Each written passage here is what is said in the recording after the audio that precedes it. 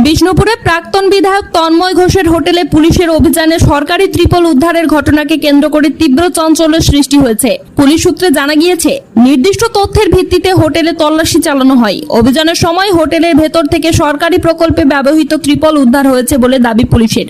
উদ্ধার হওয়া ত্রিপল কিভাবে সেখানে এলো, কারা এর সঙ্গে জড়িত এবং সরকারি সামগ্রী সেখানে কিভাবে পৌঁছালো, সেই সমস্ত বিষয় খতিয়ে দেখছে তদন্তকারী দল। প্রয়োজনীয় নথিপত্র যাচাই করা হচ্ছে বলে পুলিশ সূত্রে খবর। ঘটনাকে কেন্দ্র করে রাজনৈতিক মহলে শুরু হয়েছে জোর চর্চা। যদিও এই বিষয়ে প্রাক্তন বিধায়ক তন্ময় ঘোষের পক্ষ থেকে এখনো পর্যন্ত কোনো প্রতিক্রিয়া পাওয়া যায়নি।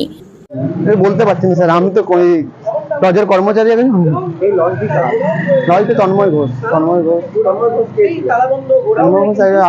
আগের বিধায়ক, এক্স বিধায়ক ছিলেন।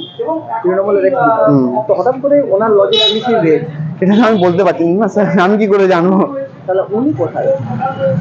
উনি স্যার আমি কি করে জানবো বলুন? আর লজটি তালা লাগানো আছে, এখন লজ তো নয় স্যার, এটা গোডাউন অফিস ছিল। গোডাউনটি কেন তালা লাগানো আছে? আমি কি করে বলতে পারবো স্যার? আমি তো কাজ তৃণমূলে কোনো ইয়ের সঙ্গে জড়িত নয় বা পলিটিশিয়ান ইয়ের সঙ্গে জড়িত নয়। আমি আপনার কর্মচারী একজন, আমি বাস লজে দেখাশোনা করি এখানে। আমি বলতে আসি এরকম আমার কিছু আইডিয়া নেই এরকম।